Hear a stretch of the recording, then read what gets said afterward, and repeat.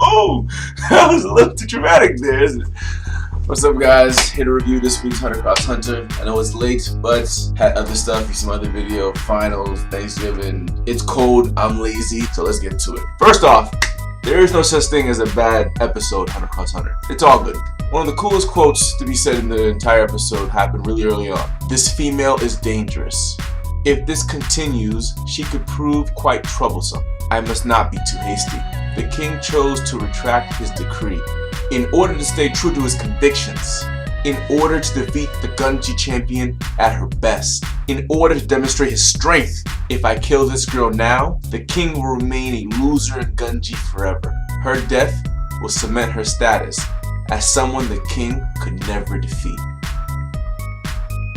That's good. First off, that's one of the great things about Hunter Cross Hunter. A lot of things are said in the mind. It makes the characters appear that much more intelligent, and I appreciate that because it's very subtle if you don't think about it. It gives characters more depth when you can hear what's going on in their mind. The episode was mainly about Gon, Killua, the two chimeras and the two other guys that they couldn't beat initially, making their plan. They're 3 days out before the final selection to attack the king on the last day of the selection. While that's going on, they're worrying about Palm's safety. The main point of this episode was to see the bond deepen between Komugi, I can't even say her name right, the blind girl, and the king. And the king is very interested, so interested that he even asked her for her name. So as he shares name, she asks for the name. She asks for his name back, and that gets him thinking, what is his name? It is like every moment he spends with Komugi, he has a deeper connection with his humanity, or at least his heart. So he gets the royal guards up, he gets Yuppie, Poof, and Pito, and he asks them a simple question: what is his name?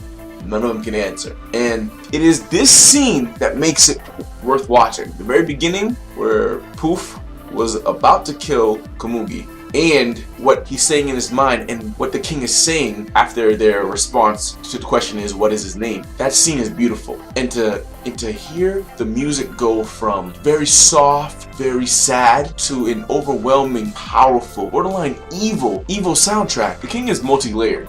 He does not know what he wants, or he is conflicted between his human side and his ant side. What I see is that the royal guards want to bring out the most selfish, evil, self-centered characteristics about the king, while Komugi unintentionally brings out the kind, soft, naturally good side of the king. And Poof sees that, and he knows that she's trouble. Seeing the king struggle between his selfish, evil side versus his loving, good side is beautiful to watch.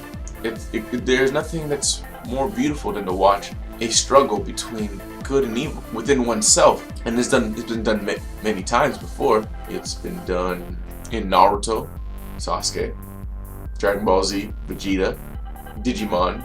Always the bad guy who becomes good. And it's executed perfectly in Hunter Cross Hunter. And as he walks over to Komugi's room to kill her, an eagle is attacking Komugi. Doesn't even think about it. He kills the eagle. And the scene that comes next is perfect. That relationship right there, what he said, like she's like a child, and how he cares for her, and how she makes him feel, it is like a parent and their child. He loves her, in my opinion. Another episode where there is no action, just as good as any episode of Hunter Cross Hunter. Don't miss this episode. Can't wait to see next week's episode. Alright guys, deuce!